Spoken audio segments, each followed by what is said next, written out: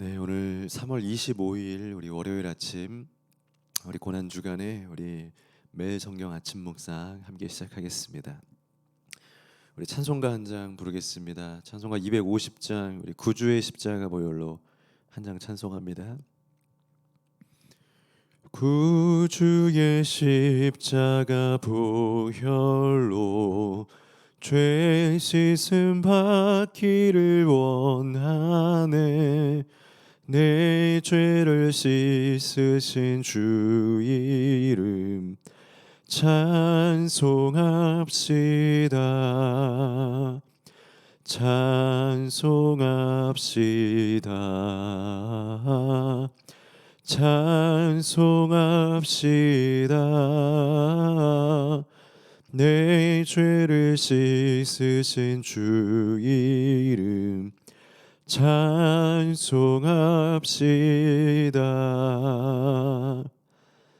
아멘. 이 고난주간이 아침에 우리를 위해서 죽으신 그 예수님의 십자가의 사랑으로 우리의 모든 죄가 사해준 줄로 믿습니다. 주님 안에서 자유하고 주의 말씀으로 복되고 행복한 인생 사는 저희들의 삶이 되었으면 좋겠습니다. 이번 주는 고난주간입니다. 우리 기독교 절기에서 가장 중요한 한 주를 보내는 고난주간입니다. 그래서 이번 주 한 주는 저희가 매일 성경 큐티 본문을 잠시 뒤로 하고 이번 주 중만 저희가 예수님의 그 고난주간의 행적, 하루하루 어떤 시간들을 보내셨는지 함께 묵상하기로 했고요.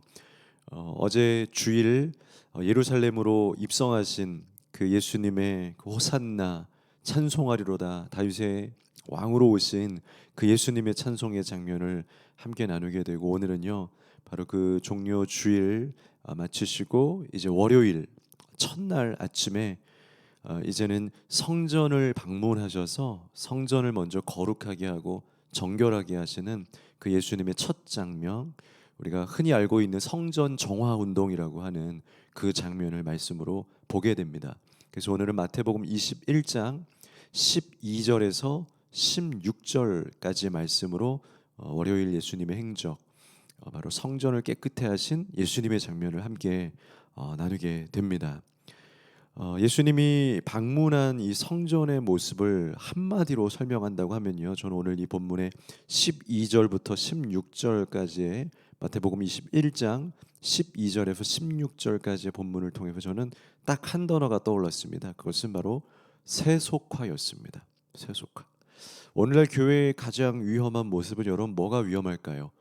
재정이 조금 간단간단 부족하다, 운영 자금이 부족하다, 혹은 성도가 전도가 좀 덜 된다, 예배 인원이 조금 부족하다, 봉사 일꾼이 부족하다, 물론 다 부족하고 안타깝고 어려운 상황일 수 있지만요, 그런 것들보다 비교할 수 없이 진짜 교회가 마주하고 있는 어려움과 아픔과 고통, 문제는 어떠한 자원의 부족이나 숫자의 부족이 아니라 말 그대로 세속화입니다. 세속화.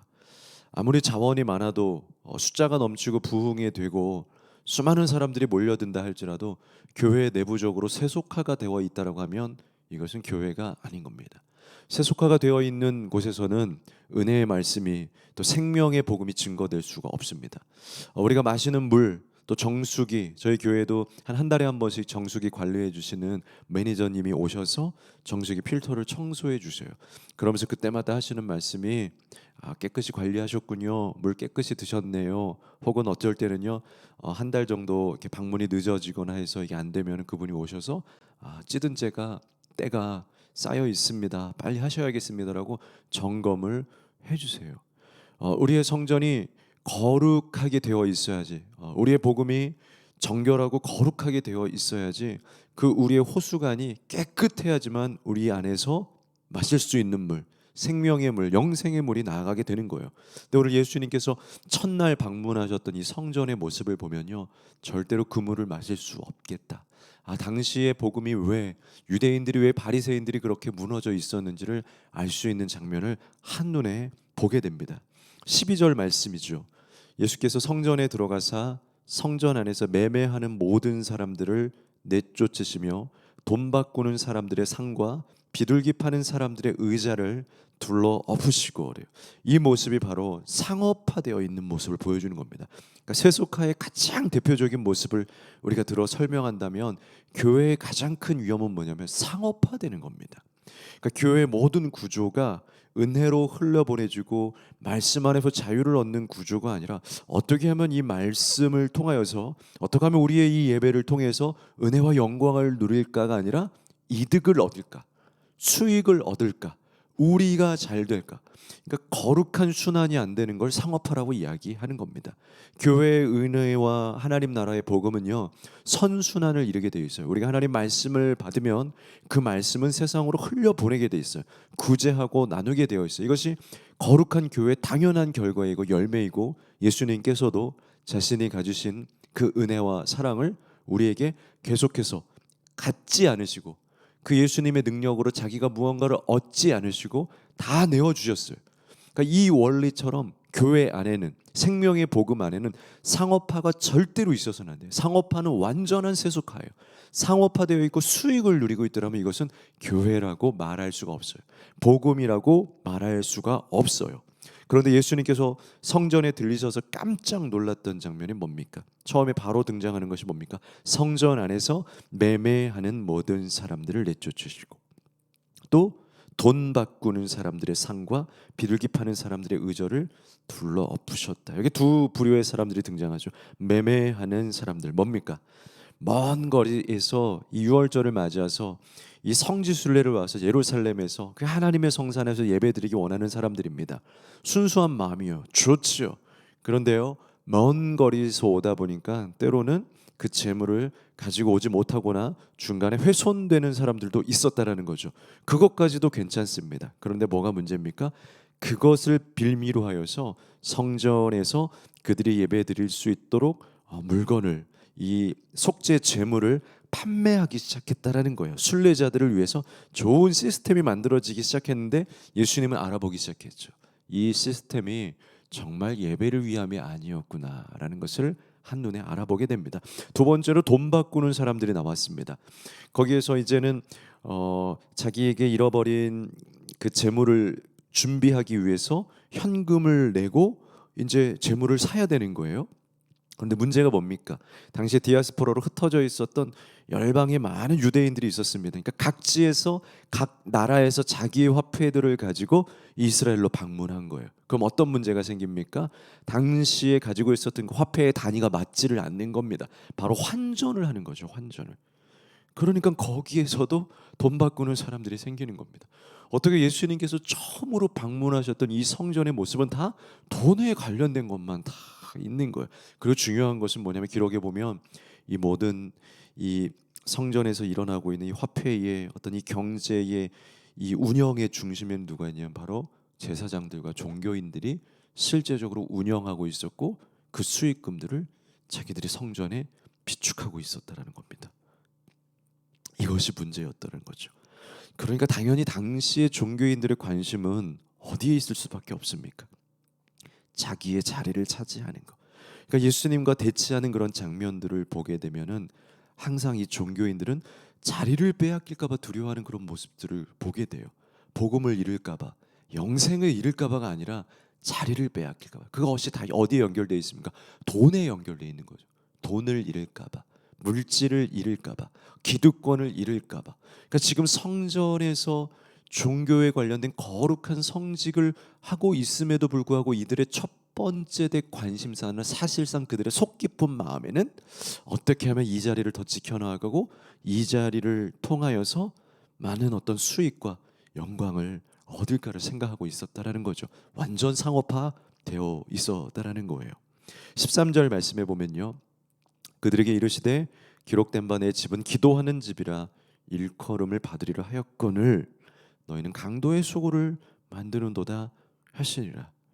여러분, 예수님은 이 성전을 바라볼 때 이 바리새인들은, 종교인들은 세속화시켰고 상업화시켰지만 예수님은요, 기도화되어야 된다라고, 거룩화되어야 된다라고 선포하고 있습니다. 이 말씀은 예수님 이전에 이미 하나님께서 이사야를 통해서 예언으로도 주셨습니다. 이 성전은 다른 일을 해서는 안 된다. 만민이 모여서 기도하고 예배하고 찬송하는 자리가 되어야 되지 않겠느냐. 너희들의 관심은 수익을 누리고 어떻게 먹고 살고가 아니라 정말로 어떻게 예배할까, 어떻게 말씀을 증거할까, 그 고민이 첫 번째 고민이 되어야 된다. 그것이 교회인 거다라고. 바로 이 교회는, 이 성전은, 우리의 신앙은 이 신앙을 통해서 우리에게 수익화가 아니라 거룩화, 기도화 되어야 된다는 것을 가르쳐 주셨어요. 이사야 56장 7절에 실제로 내가 곧 그들을 나의 성산으로 인도하여 기도하는 내 집에서 그들을 기쁘게 할 것이며 그들의 번제와 희생을 나의 제단에서 기꺼이 받게 되리니 이는 내 집은, 그러니까 그 안에서 예배를 드릴 건데 이 성전은 만민이 기도하는 집이라 일컬음이 될 것임이라. 아멘. 13절 말씀하고 동일하죠. 바로 예수님께서도 그 말씀을 끄집어내시면서 봐라, 예언되지 아니야. 이 성전은 만민이 기도해야 되는데 이렇게 세속화되어 있고 상업화되어 있어서 돈밖에 생각하지 않는 이 교회 무너져야 된다. 그러니까 이 성전이 무너질 것이라고 예언한 거예요. 예수님 알고 있었던 거예요. 이 성전은 버틸 수 없었던 그런 것이죠. 여러분, 우리 교회도 여러분들의 신앙도 절대로 돈 하지 않았으면 좋겠습니다.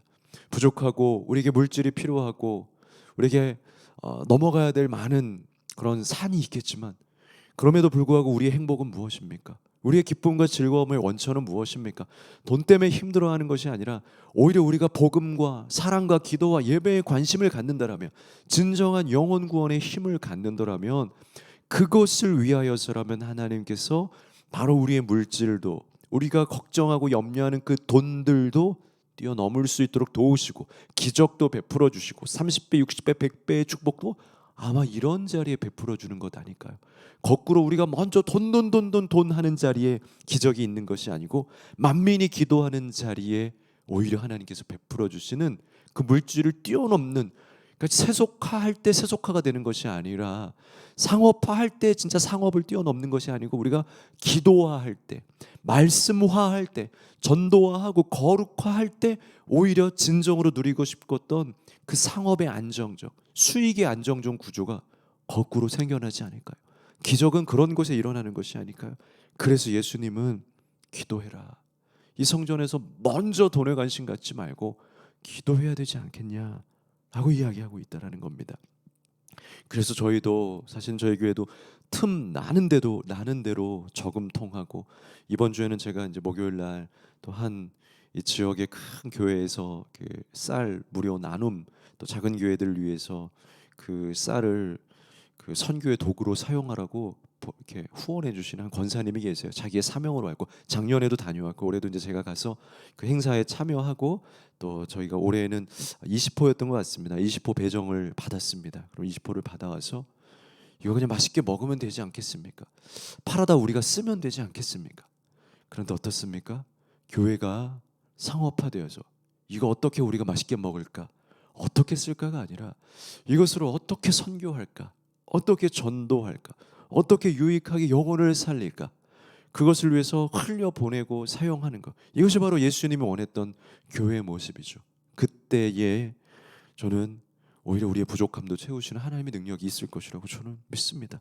우리가 이렇게 자유하고 넓어지고 오히려 막 궁핍해지고 비좁아서 그 안에 얼마라는 그 돈 단위 아래 막 헤매져서 좁아진 사람이 아니라, 어쩌면 우리에게 진짜 좁은 거는 어떤 평수의 좁음이 아니라 그 생각의 좁음이 더 좁은 거 아닐까요?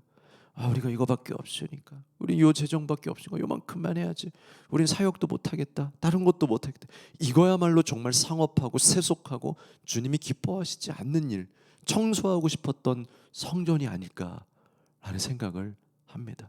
작아도 부족해도 먼저 주님의 선교를 위하여서, 주님의 말씀을 위하여서, 복음의 증거를 위하여서 더 넓게 다진하고 선포하고 한 걸음 믿음으로 발걸음을 내디딜 때에 오히려 진정한 상업화, 수익화, 안정화를 이루게 하실 주님의 능력이 임할 줄로 믿습니다. 14절에 보니까요, 맹인과 저는 자들이 성전에서 예수께 나오매 고쳐주시니. 여러분, 예수님은요 항상 약한 자들을 바라보시면서 예수님은 어땠습니까? 이 성전 안에서도 그들을 치료화, 제가 다 무훈화로 계속 맞춰가네요. 일부러 이렇게 쉽게 여러분들 이해할 수 있도록 이렇게 좀 그 요즘에 젊은이들을 하는 뭐라 그러죠? 라임이라 그러나요? 그런 식으로 맞춰본 거예요. 상업화가 아니라 우리는 기도화되어야 되고 14절에서는 이제 치료화되어야 된다. 한 영혼을 사랑하는 사랑화되어야 된다. 이것이 예수님의 원리였고 사랑이었고 예수님의 성전이 하기 원하셨던 진정한 모습이었어요. 그러니까 예수님이 그 사랑을 가지고 계시니 어린아이들도 아픈 사람들 다 예수님 앞에 와서 기도받고 하는 장면이 있다는 거죠. 그런데 15절 16절에 보면 마지막으로 대제사장들과 서기관들은요 이런 좋은 일을 바라보면서도 오히려 분노하면서 권위화되어 있는 것을 보게 됩니다. 이 성전은 너무 권위적이어야 되는 거예요. 권위화되어 있어서 여러분 우리가 성전에 권위는 있어야 됩니다. 그러나 권위적이어서는 안 된다는 겁니다. 권위는 어떤 겁니까? 말하지 않아도 세워 있는 것을 권위라고 합니다. 권위적이라는 것은 무엇입니까? 자기가 스스로 권위의 자리에 앉는 걸 권위적이라고 하는 겁니다. 사람들이 다 알고 있는데 이미 권위가 있는데도 굳이 그것을 누리고 싶어서 보여주고 싶어서 행사하고 싶어 하는 걸 권위적이다라고 하는 거예요. 권위는 그냥 세워지는 거예요. 권위는 가만히 있어도 그 자리에 우리가 인정받게 되고 그 많은 관계와 그 조직 안에서 인정받을 수 있는 거예요. 우리가 말하지 않아도 달라 하지 않아도 가지게 되는 것이 권위예요. 오늘 대제사장들은 어떻습니까? 서기관들이 예수께서 하시는 이상한 일, 뭐가 이상합니까? 고쳐주고 사랑해주고 이 모든 것을 보고 성전에서 소리질러 호산나 다윗의 자손이여 하는 어린 아이들을 보고 이거 왜 그렇습니까? 전날에 예루살렘으로 입성하던 그 예수님의 입성 장면, 호산나 다윗의 자손이여 찬송하리로다, 이 장면을 아이들이 기억하고 있는 거예요. 그 예수님이 오니까 이 아이들은 권위적이지 않아요. 있는 그대로 그 예수님을 찬양하고 있어요. 그런데 바리새인들의 눈에는 뭐가 보입니까? 예수가 높아 내가 높아. 너희들 왜 또 소리 지르고 그 예수, 마음에도 들지 않는 그 예수를 찬송하고 난리를 치고 있어. 그러니까 그 어린아이들을 혼내는 거예요. 잘하고 있는데 혼내요. 권위적인 사람은 어떻습니까? 잘하고 있어도 권위 때문에 문제가 없는데도 문제를 일으킵니다. 오늘 아무 문제 없는 너무나 평화로운 이 마을에 자기의 권위가 떨어진다고 아이들을 혼내고 이 장면을 질책하고 있는 모습을 봅니다. 16절에 예수께 말하되 그들이 하는 말을 듣느냐? 예수께서 이르시되 그렇다. 어린아기와 젖먹이들의 입에서 나오는 찬미를 온전하게 하셨나이다 함을 너희가 읽어본 일이 없느냐? 여러분 성전에서 더 누구보다 말씀을 알아야 될 이 사람들이 성경의 말씀을 모릅니다. 예언에 이미 이 예수 그리스도가 메시아가 와서 아이들의 찬송가, 어린아이들의 젖먹이의 높임과 찬송을 받을 거라고 예언이 돼 있음에도 불구하고 그걸 모르고 지금 어린아이들이 정말 그 예언의 말씀 그대로 찬송하고 있는데 혼내고 있고 말씀을 막으죠. 예수님이 그러시죠. 너희들 정말 성경 보고 있니? 정말 말씀을 말씀대로 알고 있는 거야? 그러면서 그들의 권위를 완전히 끌어내려 버리고 그들이 자기를 깨달을 수 있도록 내가 가지고 있는 이 권위 의식이 잘못되었구나를 깨트려 드리기 위해서 예수님께서 그렇게 하고 있다라는 거죠. 여러분 오늘 말씀에 성전의 민낯이 완전히 드러났습니다. 완전히요.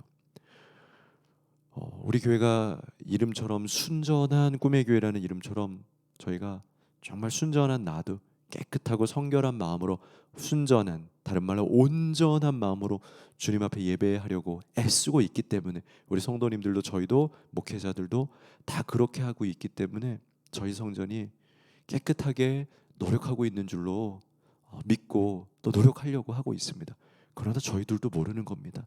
어느 순간 저희도 상업화되고 세속화되고 또한 우리도 권위에 빠져서 겸손해지지 못하고 예수님처럼 낮아지지 못하고 아이들을 받아들이지 못하고 서로를 사랑하지 못하는 그 위기에 빠질지 그 모르는 두려움 가운데 저희들도 있습니다.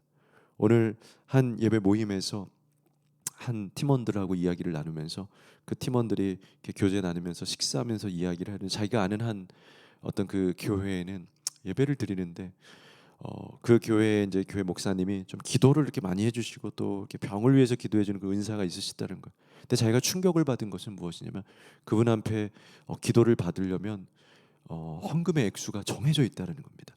그리고 일정 금액 이상을 헌금을 이렇게 그분의 표현으로는 걸어놔야 된대요. 걸어 놓아야지 기도를 받을 수 있는 어떤 순번에 들어가게 되고 확률이 빨리 서게 된다는 거예요. 제가 지금 그 이야기를 밥 먹으면서 들으면서 아니 한국의 얘기냐고, 오늘날도 그런 교회가 있냐고, 진짜라는 겁니다. 그리고 많다라는 겁니다. 자기는 주변에 어머니를 통해서 또 그렇게 치유하시고 그런 사역하는 목사님들 많이 알고, 기도원 관련된 분들도 아는데 헌금을 다 걸고 해야지 기도받을 수 있고 그런 분들을 찾아다니는 기도원 아니냐, 그러니까 교회라는 겁니다. 집회라는 것이고 또 큰 단체들도 그런 데가 있다라는 거예요. 저는 우연치 않게도 이 월요일 말씀을 여러분들에게 증거하면서 오늘 이 그 밥 먹으면서 했던 이야기가 너무 충격적으로 떠오르는 거야. 정말 세속화되었구나. 어떻게 자기가 당연시 받은 그 은혜와 능력으로 성도를 위해서 기도해 주는 것에 물론 감사로 우리가 또 이렇게 재물을 받을 수 있습니다. 예물을 받을 수 있죠.